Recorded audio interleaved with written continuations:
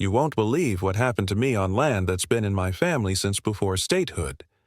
I'd just inherited my grandfather Harold's ranch, 150 acres, cattle, deep roots, and a sense of grief so fresh I was still in my funeral suit when she walked in unannounced, like she owned the place. She didn't knock. She didn't hesitate. Clipboard first, attitude second. It was like a nightmare someone staged in broad daylight. I remember how the smell of pine and old leather still hung in the hallway. I'd just finally been alone, reading my grandfather's will one last time after the lawyer left, unwrapping the weight of everything he'd entrusted me. Then the front door creaked, and there she was, early 50s, clipboard in hand, the air of someone who believed they'd already won. "You can't just inherit land and do whatever you want with it," she said, hands on hips. Authority dangling from her tone like an out-of-place badge. Her name was Olivia Sharp. She claimed to be president of the Meadowbrook Estates Homeowners Association. She strolled into Harold's study, my study now, like she'd been invited to redesign it.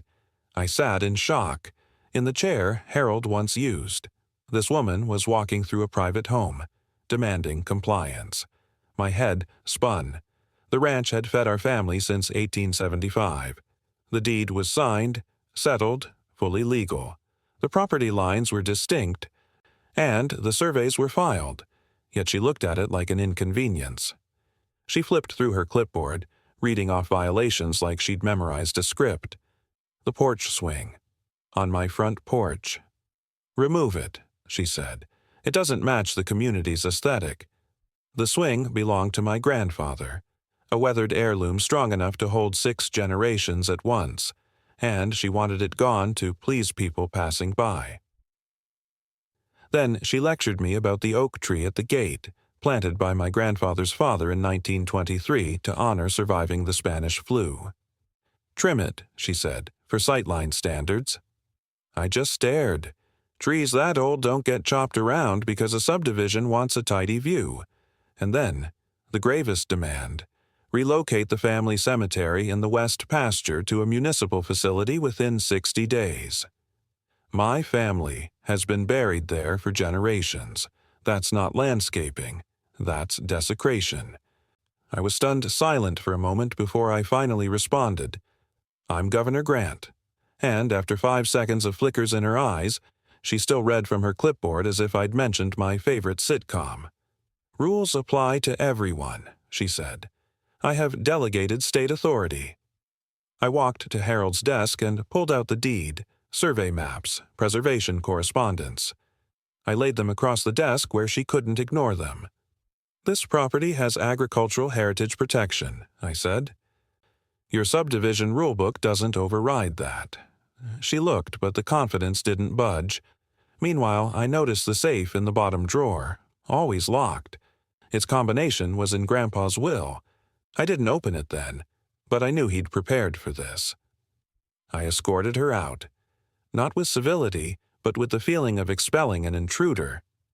I noted her license plate as she left, sitting in the driveway on her phone for 15 minutes, perhaps plotting more threats. Meanwhile, my security system had already pinged. At dawn, motion sensors went off west of the property where the fence line sits silent except for cattle. I grabbed binoculars. 2 men were cutting fence wire, cleanly, deliberately, like they'd been told exactly where to do damage.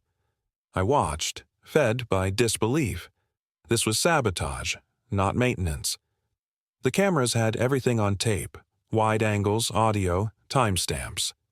As I watched, I also got a text from Olivia's number. "Property correction crew working today. Do not interfere. 60-day deadline remains." She was admitting conspiracy in writing. The pieces fell together: trespassing, false authority, threats, planned sabotage, criminal intent laid out for me in full. So I forwarded footage to my lawyer and blind copied a journalist friend. This wasn't HOA enforcement. This was a goon show designed to break us, physically and emotionally. My attorney called back quickly. We could issue arrest warrants within hours. But I held back, thinking, she wants to try to outmaneuver me. Let's let her suffocate in evidence. And she did. Cameras recorded her circling, documenting damage herself. Another self-incriminating move. Word leaked that the HOA office had our email chain. She was escalating. The next morning, I served restraining orders with Judge Morrison. He watched me lay out the security footage, crew talking about targeting the cemetery first. He signed. She was ordered to stay away. She smiled, walking out like she just won something. The next day, she violated every court order, driving by the repaired fence, photographing it, stopping near the cemetery multiple times. Cameras registered 17 violations before midnight. Each one tallied up contempt charges she was making for me. I passed them on to the deputy. Meanwhile, the neighborhood was turning. Neighbors called. A teacher 3 doors down, she'd been slapped with a violation for her vegetable garden because it didn't fit the aesthetic. Someone else was fined for flying their flag. People were getting nonsense tickets. They met. They circulated petitions. They demanded Olivia's resignation. Local organizing. Community outrage swelled. Then came Martin Greer, one of Olivia's hired consultants. He wanted immunity, but for evidence. He confessed. Olivia had targeted our ranch to force a lowball sale to a resort developer. Sabotage, harassment, legal pressure, the whole playbook. Scripts, schedules, handlers, financial projections. "We figured you couldn't fight this," he said. He gave recorded planning conversations, emails, investor docs. The conspiracy became federal. I watched as investigators mobilized. Then came the memorial gathering for Harold, an afternoon of memory, respect, family. Right then, Olivia breezes through the gate driving a rental truck with personnel, gear, and measuring devices. She claimed she was there for inspection, planting boundary stakes she had no right to, in front of witnesses. I calmly live-streamed it. She tried to plant a flag right by the memorial bench. I walked up, face to face. She claimed enforcement authority. I said, "Every move is being recorded. You're violating court orders and impersonating government authority." She tried pushing me to reach the bench. I blocked her arm. Her hired crew froze. I called 911. Within minutes, officers, deputy, and detective arrived. The cameras caught every second, sounds included. She was arrested for assault, violation of restraining orders, impersonation, criminal targeting of historic property. Then we held the community meeting. People packed the hall and overflowed into the hallways because this wasn't just our story. It was happening across the region. State Attorney Rebecca Chen presented everything: the recordings, the HOA embezzlement, the fence sabotage, cemetery threats, assault on a governor during mourning. Citizens found out they'd been victims of organized fraud.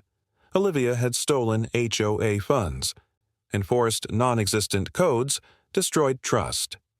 The meeting erupted in collective fury. Attorney Chen announced federal and state charges. Justice had found its path. The trial lasted 3 weeks. Jury took 2 hours. Guilty on every count: conspiracy, fraud, assault, impersonation, misappropriation. Olivia was sentenced: 2 years federal prison, restitution, lifetime ban from community leadership, restraining orders, a deserved downfall. Residents voted to dissolve the existing HOA.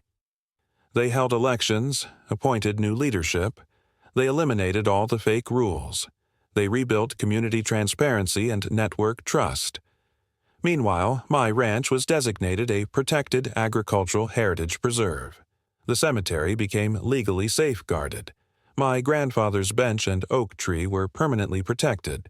Fences, stronger than before, stood as shields against future abuse. Cameras on, alarms wired to law enforcement. The security that came from restitution paid back finance justice.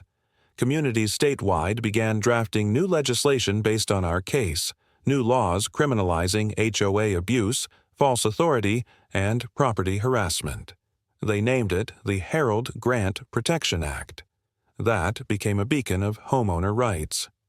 Months later, we held the real memorial for Harold. attended by hundreds, neighbors, officials, heritage advocates. We placed a state historic marker on the ranch, reaffirming its importance. The oak tree was guarded. The bench stood between past and future, unmovable. The fields lay silent, peaceful. By dusk, as guests drifted away, I walked the porch, tracing weathered wood and framed photos of family. Everything my grandfather built was intact, protected, forever. I finally opened the safe and placed the heritage preservation documents beside the will, sealed for future generations who'll inherit more than land. They'll inherit fortified legacy. Justice didn't arrive in a flash. It came threaded with community strength, legal righteousness, and unwavering resolve. Legacy didn't just outlast corruption. It exposed it, shattered it, and laid a foundation stronger than ever. I'm still here, breathing deep on that porch, decades of family stories pressing into that land. If you'd been in my boots, what would you have done? Let me know. And if this story stirred something, hit that little thanks button. Stay loud, stay rooted. Don't ever let a tyrant rewrite your family's story.